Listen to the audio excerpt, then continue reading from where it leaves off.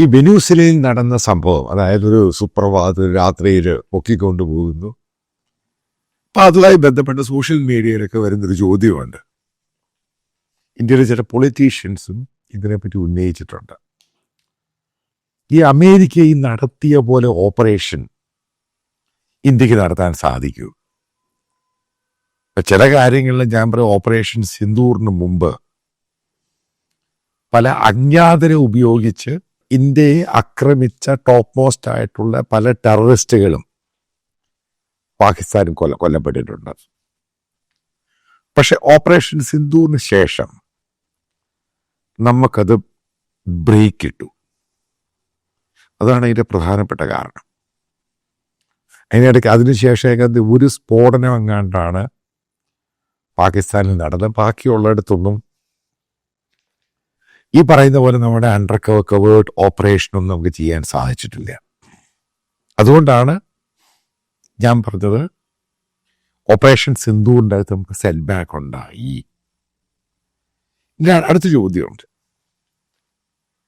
ഇപ്പം ദാവൂദ് ഇബ്രാഹിം ബോംബെ അറ്റാക്ക്, ഇത്രയും പേര് അതിൻ്റെ മുഖ്യ സൂത്രധാരകൻ, അയാളാണിത് മുഴുവനും മാസ്റ്റർ മൈൻഡ്. അയാൾ ഇന്നും പാകിസ്ഥാനിൽ അവിടെ കഴിയുന്നുണ്ട്. അയാൾക്ക് അവിടുത്തെ രാഷ്ട്രീയ അഭയം, പട്ടാളത്തിൻ്റെ വലിയ സിസ്റ്റം അയാളെ സെക്യൂർഡായിട്ട് അയാൾ അവിടെ ഉണ്ട്. ഇന്ത്യക്ക് ഇസ്രായേൽ നടത്തിയ പോലെ ഇസ്മായിൽ ഹാനിയെ ഇറാനിൽ കയറി തട്ടിയെന്ന് നിങ്ങൾക്ക് ഓർമ്മയുണ്ടായിരിക്കും. അതായത് ഹൈ സെക്യൂരിറ്റി സോണിലാണ് അദ്ദേഹത്തെ ഈ പറയുന്ന ഇസ്മായിൽ ഹാനിയെ തട്ടിയത്. ഇബ്രാഹിം റൈസി തട്ടി കൊല്ലപ്പെട്ടതിന് ശേഷം മസൂദ് പെഷഷ്കാർ അദ്ദേഹത്തിൻ്റെ സ്വേറിംഗ് സെറിമണിക്ക് വരികയും ഇറാന്റെ മിലിറ്ററി ക്യാമ്പസ്, അതിനകത്ത് സീനിയർ ഓഫീസേഴ്സ് താമസിക്കുന്ന വലിയൊരു ഹോട്ടൽ പോലെ സമുച്ചയമാണത്. High security zone. കാരണം മനസ്സിലാക്കണത് കന്റോൺമെന്റ് ആണ്. അതിനകത്താണ് കയറി ഇസ്രായേലി ചാരന്മാരെ അറ്റാക്ക് ചെയ്ത് അയാളെ തട്ടുന്നത്.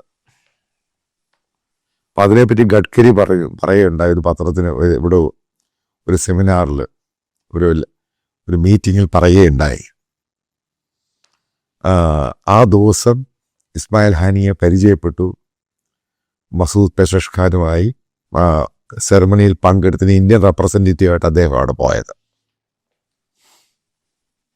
അതേപോലെ തന്നെ ഇന്ത്യക്കെതിരെ ആക്രമിച്ച ജെയ്ഷ് ഇ മുഹമ്മദ്, മസൂദ് അസർ, അതേപോലെ തന്നെ ഒരു ഹനീസ്, ഇവരൊക്കെ പാകിസ്ഥാനിലുണ്ട്. ഉറപ്പായിട്ടും അവർക്ക് സെക്യൂരിറ്റി ഉണ്ട്. ഏതായാലും വെനൂസിലിയൻ പ്രസിഡന്റിന്റെ അവിടെ പോയി എടുത്തുകൊണ്ട് വരിക, അതേപോലെ റിസ്ക് ഒന്നുമില്ല, തട്ടിക്കളഞ്ഞാൽ മതി. ഇന്ത്യക്ക് അങ്ങനെ ഒരു ഓപ്പറേഷൻ കേപ്പബിലിറ്റി ഉണ്ടോ? ബംഗ്ലാദേശിൽ ഏകദേശം 1.25 കോടിയോളം ഹിന്ദുക്കളുണ്ട്. നിങ്ങൾക്കറിയാം, ചിറ്റഗോങ് ആണെങ്കിലും ഢാക്കയിലാണെങ്കിലും പല സിറ്റിയിലും ഇവരെ വലിയ രൂക്ഷമായ രീതിയിൽ ആക്രമിക്കപ്പെട്ടു. ഇന്ത്യക്ക് അവിടെ സൈന്യത്തെ അയച്ച് ചെയ്യാൻ പറ്റത്തില്ല. പല ആൾക്കാരും പറഞ്ഞു ഇന്ത്യ അതാണ്, മാണയാണ്, കോണയാണ്. ഞാൻ പറഞ്ഞു ചെയ്യാൻ പറ്റത്തില്ല. കാരണം ഇന്ത്യക്ക് ഒത്തിരി ലിമിറ്റുണ്ട്. ഈ അമേരിക്കയും ഇസ്രായേലും ചെയ്ത പോലെ ഇന്ത്യക്ക് ഇടപെടാൻ പറ്റും, പക്ഷെ പറ്റുമായിരുന്നു. ഓപ്പറേഷൻ സിന്ധുവിന് മുമ്പ് നമ്മളിത് പലയിടത്തും ചെയ്തു. പാകിസ്ഥാനിൽ ചെയ്തു. അത് കഴിഞ്ഞ് കാനഡയിൽ പോയി, നിങ്ങൾക്കറിയാം.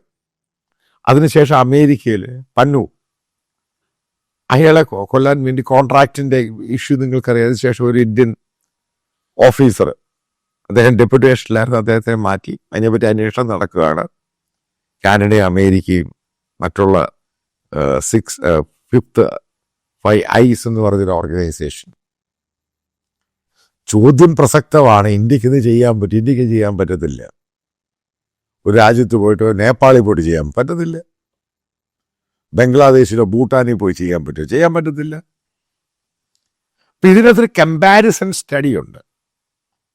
എന്തുകൊണ്ട് ചെയ്യാൻ പറ്റത്തില്ല?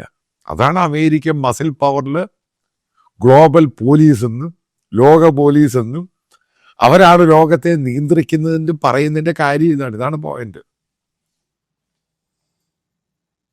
സാമ്പത്തികം മാത്രമല്ല, മൈറ്റി മിലിറ്ററി പവർ എന്നുള്ള സംഭവമുണ്ട്. പിന്നെ ചെയ്യാനുള്ള ഓപ്പറേഷണൽ കേപ്പബിലിറ്റീസ്, അത് വലിയ ഫാക്ടറാണ്. ഇവിടെ നമ്മൾ നോക്കുമ്പം ഡെൽസി റോഡ്രിഗ്സ്, വെനസ്വേലിയൻ വൈസ് പ്രസിഡന്റ്, അവിടുത്തെ പെട്രോളിയം മിനിസ്റ്റർ, പഴയ അവരുടെ എക്സ്റ്റേണൽ അഫയേഴ്സ് മിനിസ്റ്റർ സ്ത്രീയാണ്. അപ്പം അവരാണ് വൈസ് പ്രസിഡന്റ്, അവരെയാണ് എലിവേറ്റ് ചെയ്തിട്ട് അമേരിക്കൻ സമ്മതത്തോടു കൂടി ആക്ടിംഗ് പ്രസിഡന്റ് ആക്കിയിരിക്കുന്നത്. അപ്പം വ്യക്തമായ കാര്യങ്ങൾ എന്താണ്? ഇതിൻ്റെ ഓപ്പറേഷൻ ഏകദേശം 1.5 വർഷം മുമ്പ് സ്റ്റാർട്ട് ചെയ്തു. അത് ഞാൻ പറയാം, ബൈഡന്റെ സമയത്ത് സ്റ്റാർട്ട് ചെയ്തതാണ്. അതായത് പെട്ടെന്ന് എടുത്ത് ചാടി ഫാൽഗാം നടത്തി പെട്ടെന്ന് അങ്ങനെയല്ല ഇത് ചെയ്തത്. സമയമെടുത്ത് വെൽ സ്റ്റഡീഡ്, അതിനുശേഷമാണ് ചെയ്തത്. നമ്മുടെ മീഡിയയും നമ്മുടെ സോഷ്യൽ മീഡിയയും വേണ്ടാത്ത കാര്യങ്ങൾ അങ്ങ് പൊക്കിയടിച്ച് അത് ചെയ്യും, ഇത് ചെയ്യും, വാട ചെയ്യും, കോട ചെയ്യ്. അങ്ങനെ ഡെമോക്രാറ്റിക് രാജ്യത്ത് മോദിയുടെ മുകളിൽ ഇത്രമാത്രം പ്രഷർ ഉണ്ടായി. അങ്ങനെ എടുത്തു ചാടിയാണ് ഈ ഓപ്പറേഷൻ സിന്ദൂർ ചെയ്തത്. ഞാൻ ഇന്നും വിശ്വസിക്കും ഫ്ലോപ്പായിരുന്നത്. അതിനുശേഷമുള്ള സെറ്റ് ബാക്കും ബാക്ക്ലാഷും ഉണ്ടായ സംഭവം മനസ്സിലാക്കുക. ഗ്ലോബലായിട്ട് നമ്മൾ വലിയ രീതിയിൽ ഐസൊലേറ്റഡ് ആയിപ്പോയി. ഇന്ത്യൻ പ്രധാനമന്ത്രിക്ക് എവിടെയും പോകാൻ സാധിക്കുന്നില്ല. കാരണം ഇൻവിറ്റേഷനില്ല. പല രാജ്യങ്ങളും അത് കൊടുത്തിരുന്ന ഇൻവിറ്റേഷൻ ക്യാൻസൽ ചെയ്തു. റിയാലിറ്റി ആയത് ട്രംപ് വരുന്നിടത്ത് പ്രധാനമന്ത്രി പോകുന്നില്ല. ഗ്ലോബൽ ഫോറങ്ങൾ, അതാണ് ഡിപ്ലോമാറ്റിക് കൊളാപ്സ് പോലും ഉണ്ടായി. എടുത്ത് ചാടി ഓരോന്നും ചെയ്തതാണ്. അപ്പൊ എൻ്റെ ഒരു സ്വപ്നം എന്ന് പറയുന്നത്, ഇന്ത്യ എന്ന് പറയുന്ന രാജ്യം അമേരിക്ക പോലെ വളരണം, അല്ലെങ്കിൽ ഇസ്രായേലിൻ്റെ പോലെയുള്ള സൈനിക ശക്തിയാക്കി മാറ്റണം. അതാണ് എൻ്റെയൊക്കെ ഒരു സ്വപ്നം. പക്ഷെ ഇവിടെ ഭക്തന്മാരും പരട്ടകളും അവൻ്റെയൊക്കെ ധാരണ ഒരു ദിവസം കൊണ്ട് ഇതൊക്കെ അങ്ങ് ശരിയാവും. ഒരു ദിവസമല്ല, ഇതിന് വർഷങ്ങളെടുക്കും. ഇത് വെൽ ഗ്രീസ്ഡ് ആണ്, വെൽ ഓയിൽഡ് ആണ്. ഇതൊരു ചെറിയ മാറ്റമൊന്നുമല്ല. GDP 2ാം സ്ഥാനം 3ാം സ്ഥാനം എന്ന് ഞാൻ വിശ്വസിക്കുന്നൊന്നുമില്ല. IMF പറഞ്ഞു, അവർ പറഞ്ഞു, ഈ ഏജൻസി പറഞ്ഞു. ഇതൊക്കെ ഉണ്ടാക്കിയെടുക്കുന്ന കണക്കുകളാണ്. ഇപ്പോൾ ജപ്പാനുമായിട്ടും ജർമ്മനിയുമായിട്ടൊക്കെ ഒന്ന് കമ്പയർ ചെയ്ത് നോക്കുക ഇന്ത്യ. ഒന്നാമത് ഇന്ത്യയുടെ എത്രമാത്രം പോപ്പുലേഷൻ, അതിനൊത്തിരി സമയമെടുക്കും. നമ്മൾക്ക് ചൈന പോലെ മാറിയെടുക്കാൻ സമയമെടുക്കും.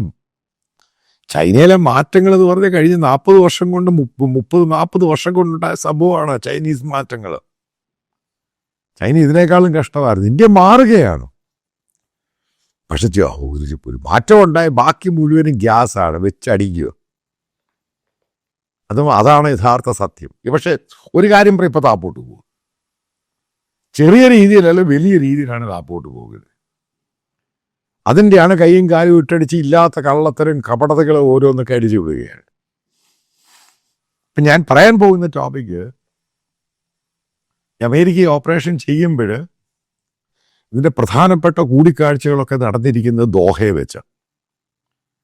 ഒപെക് രാജ്യങ്ങൾ, ഓയിൽ പ്രൊഡക്ഷൻ കമ്പനി രാജ്യങ്ങളൊരു മെമ്പറാണ് ഈ വെനസ്വേല. ഈ പെട്രോളിയം മിനിസ്റ്റർ അതിൻ്റെ ചാർജ് ആയിരുന്നു. 2025 ഏപ്രിലിൽ ഇവർ ദോഹയിൽ വരുന്നു. അന്നേ ഈ ടോക്സ് സ്റ്റാർട്ട് ചെയ്തു. മനസ്സിലാക്കുക. അതായത് ഈ പറയുന്ന നിക്കോളാസ് മഡുറോ, അയാളെ റീപ്ലേസ് ചെയ്യുന്ന ഇവരെ കൊണ്ടുവരിക. അത് കഴിഞ്ഞ് ഈ ഒക്ടോബറിൽ ഈ ഡെൽസി റോഡ്രിഗ്സും അവരുടെ ബ്രദറായ ജോർജ്, നമ്മുടെ ഇവിടെ ജി, അവിടെ ജെ ആണ്, അവർ രണ്ട് രഹസ്യമായിട്ട് ദോഹയിലോട്ട് യാത്ര നടത്തുന്നു. രഹസ്യമായ മീറ്റിംഗ് ഇതാണ് സംഭവം. അതിനകത്ത് നെഗോഷിയേറ്റ് ചെയ്ത് മിഡിൽമാൻ അമേരിക്കൻ ഉറപ്പായിട്ടും കാണും. ദോഹയാണ് അതിൻ്റെ അകത്ത് പ്രധാനപ്പെട്ട താവളമാക്കിയെടുത്തത്.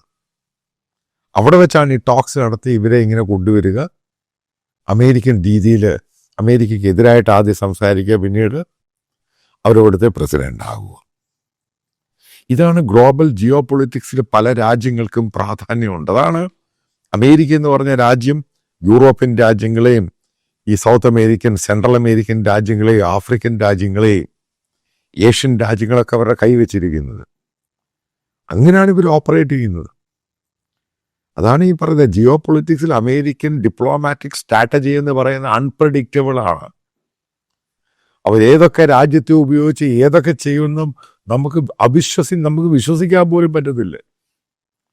അതിന് ഏറ്റവും വലിയ തെളിവാണ് വെനൂസിലെ ഇഷ്യൂ എങ്ങനെയാണ് അവർ ഹാൻഡിൽ ചെയ്ത്. അതായത് വെനൂസിലെ നിന്ന് ഏകദേശം 7000 മൈൽ ദൂരെയുള്ള 8,000 കിലോമീറ്റർ മൈൽ ദൂരെയുള്ള ദോഹയിൽ വെച്ചാണ് ഈ സംഭവങ്ങൾ. അതായത് അറബ് ഫാമിലിയാണ് ദോഹ ഭരിക്കുന്നത്, അതായത് ഖത്തർ ഭരിക്കുന്ന ഫാമിലിയാണ്. ആ ഫാമിലി മെമ്പേഴ്സാണ് ഇത് മുഴുവനും അമേരിക്കയുമായിട്ട് ഇൻ ബിറ്റ്വീൻ നെഗോഷിയേറ്റ് ചെയ്ത് ഈ സ്ത്രീയെ കൊണ്ടുവരുന്നത്. അതായത് വെൽ മെറ്റിക്കുലസ് ആയിട്ടുള്ള പ്ലാനിങ്.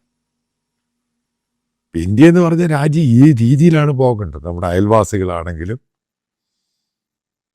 അവരുമായിട്ട് സ്നേഹവും ഈ സംഭവങ്ങളൊക്കെ ഉണ്ടെങ്കിൽ, അല്ലാതെ ഞാൻ എല്ലാം അണുപുല്ലാണ്, ഞാനാണ് രാജാവാണ്, എനിക്ക് 56 ഇഞ്ചുണ്ട് 72 ഇഞ്ച്, അതല്ല ഇതിൻ്റെ അകത്ത് ഉദ്ദേശം. മോദി ഒരു നല്ല ഭരണാധികാരിയാണ്, സംശയമില്ലാത്ത കാര്യമാണ്.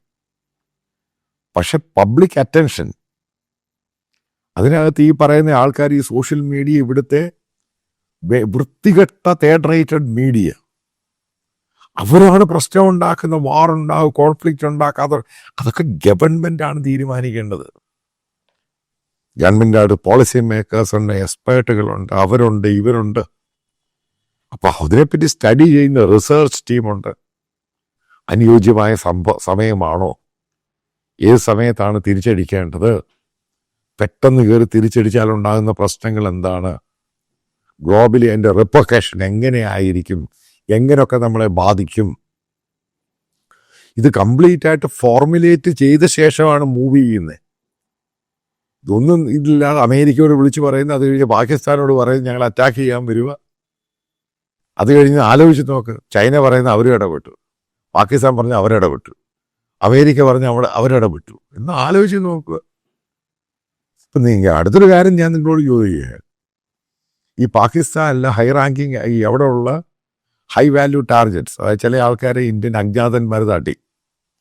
അപ്പം നിങ്ങളുടെ ധാരണ ഇതൊന്നും അമേരിക്ക അറിയാഞ്ഞിട്ട്, അമേരിക്കയോട് ചോദിച്ചിട്ടാണ് ഇത് ചെയ്യുന്നത്. അതാണ് ഈ ലോക പോലീസ് എന്ന് പറഞ്ഞാൽ പെർമിഷൻ എടുക്കും ആദ്യം. അതുകൊണ്ടാണ് ഈ കോൺഫ്ലിക്റ്റ് ഓപ്പറേഷൻ സിന്ദൂറിന് മുമ്പ് American external affairs American Indian foreign affairs minister Jaishankar American അഡ്മിനിസ്ട്രേഷനുമായിട്ട് സംസാരിച്ചു. അവരിത് പറഞ്ഞ് ചെയ്യേണ്ടതാണ്. ആദ്യം സമയം വരട്ടെ, വെയിറ്റ് ചെയ്യാൻ പറഞ്ഞു. പിന്നെ ഇവിടെ ചാടിക്കര അവർ ഒറ്റ കാര്യം പറഞ്ഞ് പാകിസ്ഥാനോട് പറഞ്ഞിട്ട് ചെയ്യുക, ടെററിസ്റ്റ് ക്യാമ്പുകൾ.